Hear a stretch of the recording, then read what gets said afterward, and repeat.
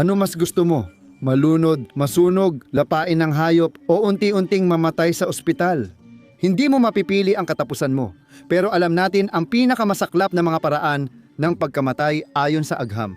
Numero 9. Ang pagkamatay sa lamig ay medyo chill. Pasensya na, kahit tao na naipit sa kakaibang panahon o mayamang umakyat ng bundok, suot jacket na pangtagsibol lang.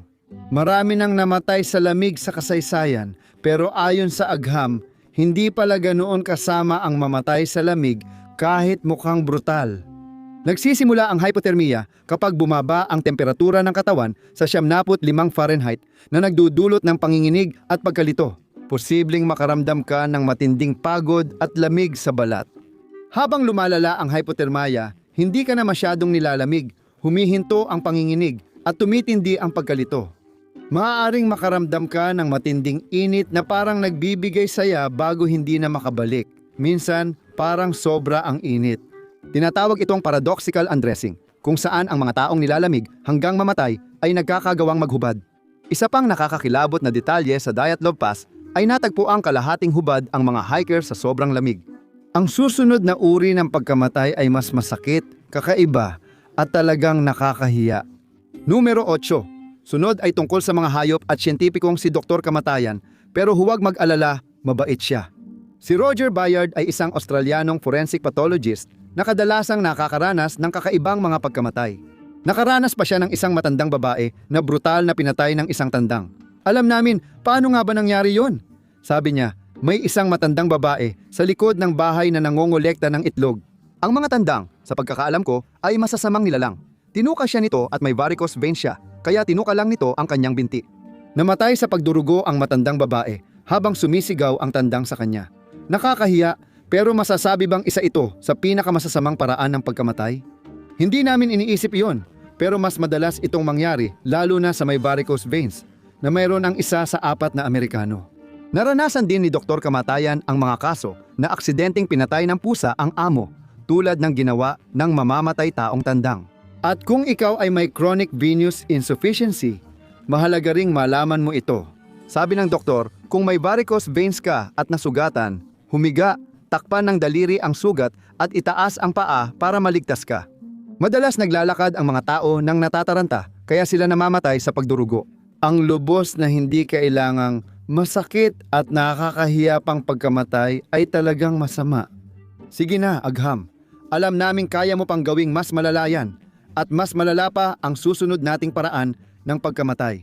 Numero 7. Kung mga mangkukulam man na kadalasan ay binibitay o mga minor na kontrabida sa mga aksyon na pelikula, ang masunog ng buhay ay tiyak na isang napaka-eksaheradong paraan ng pagkamatay.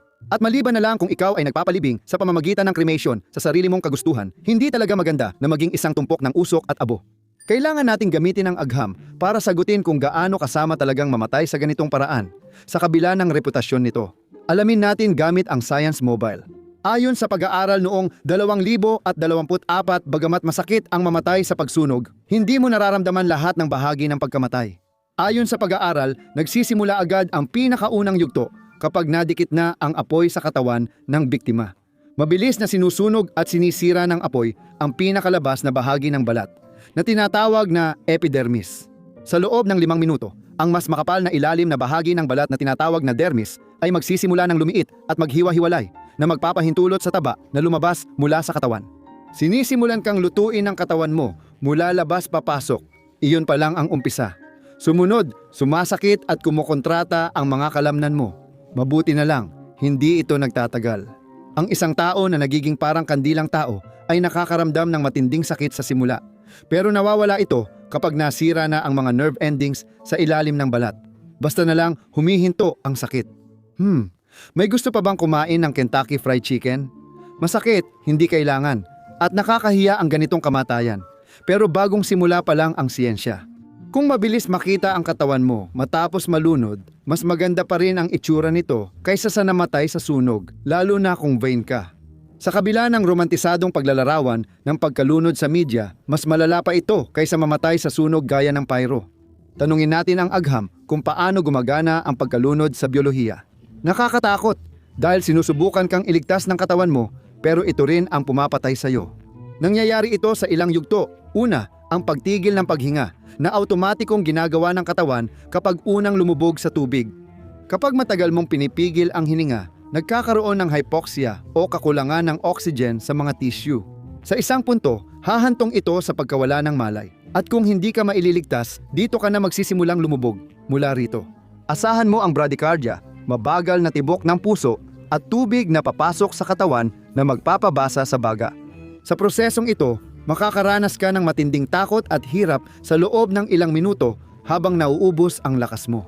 At ang pinaka nakakagulat at nakakabahalang bahagi ay ang katotohanang kumpara sa marami sa mga ibang uri ng pagkamatay, ang pagkalunod ay nakakakilabot na tahimik. Bahagi ng dahilan kung bakit maraming nalulunod, ito ang nangungunang sanhi ng aksidenteng pagkamatay sa United States, ay dahil maliban na lang kung alam mo ang mga palatandaan, madali mong mapagkamalang naglalaro lang sa tubig ang isang taong nalulunod. Tahimik sila dahil kulang na ang oxygen para humingi ng tulong. Isa ito sa masasamang panaginip para sa iyo. Madalas nating isipin na hindi dapat mataas sa listahan ang pagkalunod dahil mabilis itong mangyari, tulad ng pagkasunog.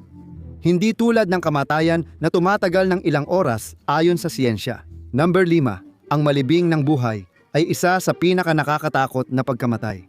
Oo, hindi ito magiging masakit sa pisikal na paraan maliban na lang kung kinakamot mo ang iyong mga kuko hanggang maputol o binabangga mo ang iyong mga kamao at tuhod sa takip ng kabaong. Pero ang matinding takot na mararamdaman mo kapag nagising kang buhay pa habang nakalibing ay kakaiba sa lahat. Pero dito na pumapasok ang siyentipikong tanong. Gaano nga ba katagal bago ka mamatay kung ikaw ay nailibing ng buhay? Tiyak na nakakaapekto ito sa kung gaano kakakilakilabot ang karanasang ito. Nakakatuwang isipin. Wala talagang matibay na siyentipikong kasunduan tungkol dito gaya ng inaasahan mo. Dahil maraming salik ang nakakaapekto sa kung gaano kabilis mamamatay ang isang tao sa isang kahon sa ilalim ng lupa. Karaniwan, nakadepende ito sa laki ng kabaong. Kaya gawing nasusukat ang takot, ang aktual na bilang ng minutong hangin na mayroon ka. Ang karaniwang kabaong sa industriya ay may volume na humigit kumulang 886 na litro. At pagkatapos, maaari mong ibawas ang karaniwang volume ng katawan ng tao na 66 na litro. At ang natitira sa iyo ay 8,200 litro ng hangin, kung saan mga 20% nito ay oxygen na kailangan mo para mabuhay habang nakakulong ka sa isang nakalibing na kabaong. Kung gumagamit ka ng kalahating litrong oxygen kada minuto, may 5 oras at kalahating dahan-dahan kang mamamatay habang nagpapanik sa dilim. Matagal kang magdusa kung titingnan mo ang mga numero. May kaunting magandang balita rin ang agham tungkol sa pagkamatay dahil sa buhay na paglilibing o vivisipulture kung mas gusto mo ang tawag na yon. Kapag huminga ka ng oksiheno, agad itong nagiging carbon dioxide ng iyong takot na katawan at inilalabas mo, unti-unting pinupuno ang kabaong.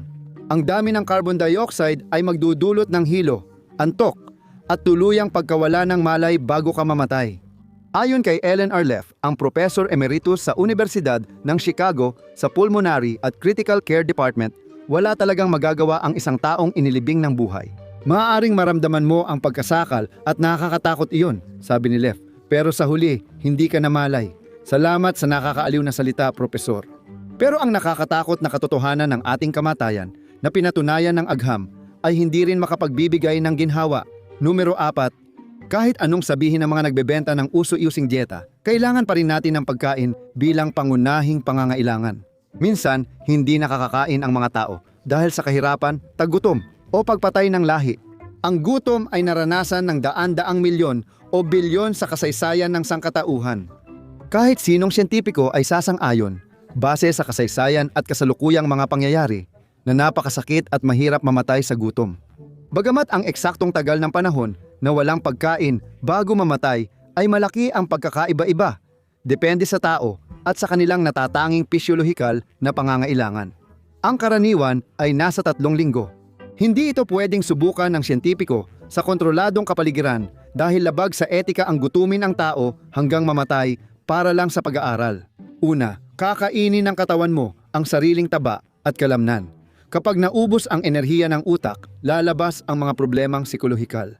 Bumabagal ang katawan para magtipid ng enerhiya sa mahahalagang organo. Magsisimula kang mamaga, pumayat, humina, at makaranas ng pagsusuka at pagkahilo. Ang pisikal na pinsalang dulot ng gutom sa iyong katawan ay sobrang matindi na kung biglang ipakikilala ang pagkain. Maaari ka ring mamatay dahil sa tinatawag na refeeding syndrome. Nangyari ito sa maraming nailigtas mula sa concentration camp noong ikalawang digmaang pandaigdig.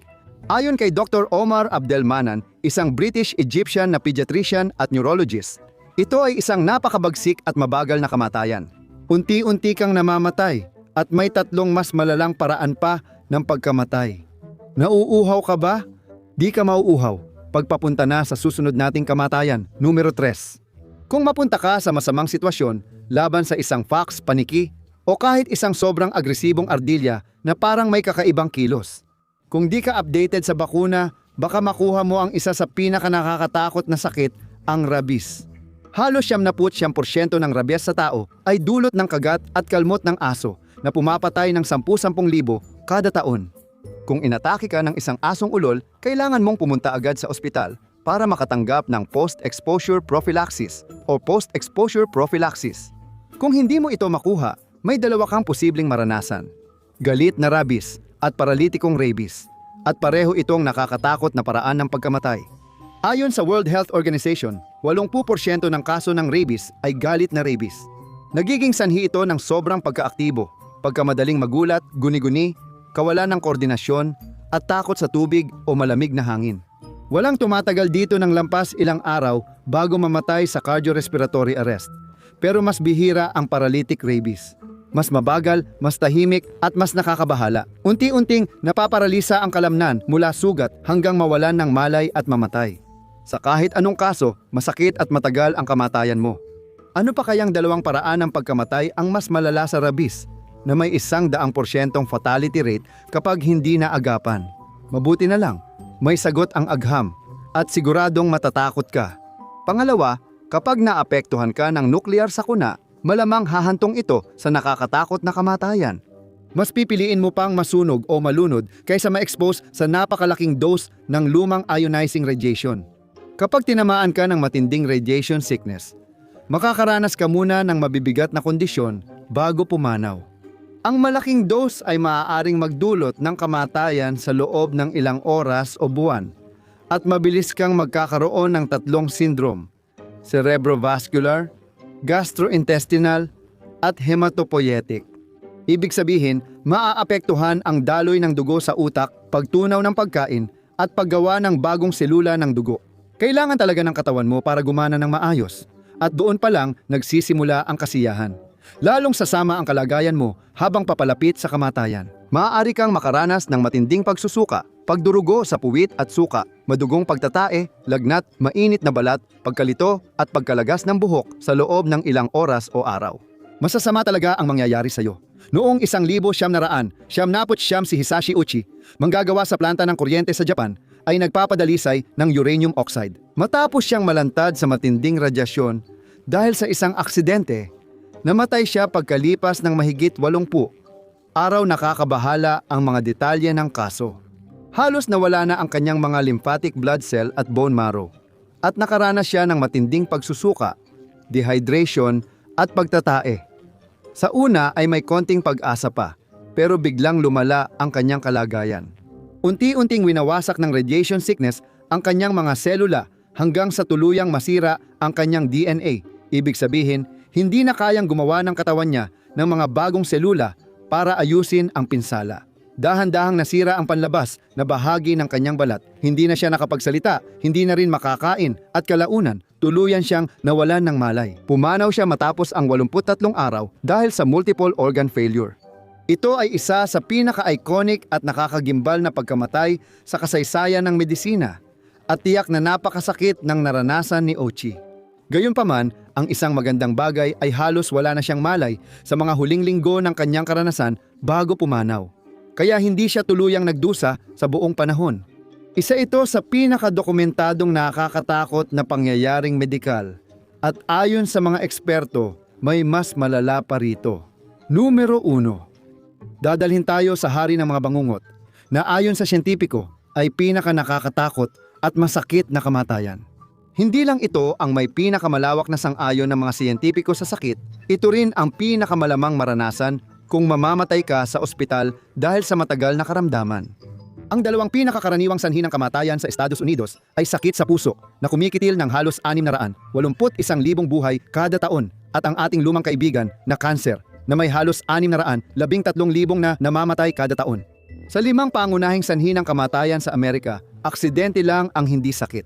Pagkatapos nito, babalik na sa mga dati at nakakatakot na dahilan. Sapat nang sabihin na ito ay mga cerebrovascular na sakit at chronic lower respiratory diseases. Maraming Amerikano ang namamatay dahil sa matagalang sakit at kahit mabilis ang pagkamatay, madalas pa ring mabagal at miserable ito. Tanungin mo na lang si Joanne Lin, isang doktor at palliative care specialist, na nagsabing akala ng mga tao alam nila kung kailan nila maaabot ang kanilang huling mga araw, linggo o buwan. Kadalasan, dumarating tayo sa huling yugto ng buhay ng dahan-dahan. Akala ng marami, biglaan ang pagkamatay dahil sa atake sa puso, pero hindi ito ang totoo.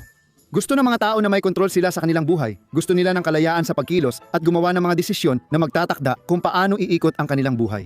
Pero kapag hinarap mo ang mga malalang, nagpapahina at terminal na sakit, iyon ang mga unang bagay na malamang na mawawala sa iyo. At ito ay isang bagay na daan-daang libong mga hindi pinalad na tao sa Amerika pa lang ang nawawala, araw-araw. Paulit-ulit ang sakit. Unti-unting nauubos ang lakas, humihina ang katawan, at minsan pati isipan, hanggang sa tuluyang mawalan ng galaw. Malamang pamilyar ka sa pinakakakilakilabot na uri ng ganitong paghina. Ang Alzheimer's ay kabilang sa 10 pangunahing sanhi ng kamatayan. Pang-5 sanhi ng kamatayan ito sa matatandang lampas 65 at ika-6 sa lahat ng matatanda sa bansa. Kung hindi mo alam ang pinsalang dulot ng degeneratibong sakit na ito sa utak, tila nakatira ka sa ilalim ng isang napakasayang bato. Dahan-dahang kinakain ng demensya ang iyong isipan, winawasak ang iyong mga alaala at pinupunit ang iyong ugnayan sa mga tao at sa mundo sa paligid mo. Mamamatay kang anino ng dati mong sarili. Nalilito at natatakot sa mundo. Pero paano nga ba pumapatay ang Alzheimer's? Maaaring nagtataka ka. May sagot ang agham dyan. Sa labas, makikita mong nagbabago ang pag-iisip ng may sakit, kaya parang di mo na siya kilala. Sa loob, kapag may Alzheimer's ka, unti-unting nasisira ang utak mo. Makakaranas ka ng pagkamatay ng utak, pagkasira ng ugat, abnormal na protina, at paliit ng utak habang lumalala ang kondisyon. Dahil kadalasan mas matatanda ang may Alzheimer's, madalas din silang may ibang problema sa kalusugan. Pinapalala ito ng hirap ng taong may kapansanan sa pag-iisip na maintindihan ang huling yugto ng sakit. Mahirap kumain, uminom, magbihis, makipag-usap at alagaan ang sarili. Kailangan mong magbantay at mag-alaga buong araw habang papalapit ang kamatayan, nang hindi alam ang totoong nangyayari. Sa huli, sobrang humihina ang katawan sa hindi inaasahang paraan. Iba-iba ang detalye ng pagkamatay sa Alzheimer's, pero kadalasang sanhi ay aspiration pneumonia. Iyon ay dahil kapag nahihirapan kang lumunok, malaki ang posibilidad na makalanghap ka ng maliliit na piraso ng pagkain papunta sa iyong baga, kung saan ito magiging pugad ng mga bakterya. Nagdudulot ito ng matinding impeksyon na parang nilulunod ka kahit nasa ibabaw ng tubig. Ito ay parang kamatayan na pinagsasama ang pinakamasamang bahagi ng ibang pagkamatay at mas mahirap dahil para kang multo sa isip mo. Baka dumating ang panahon na ang alaala ng bidyong ito ay maging kasing walang halaga ng pangalan mo. Habang nakakulong ka na ng sarili mong utak at katawan parang patay na, may lakas ka pa bang gustuhin pang mamatay? Bakit di mo alamin kung anong nangyayari sa katawan mo pag namatay ka? O panoorin mo na lang?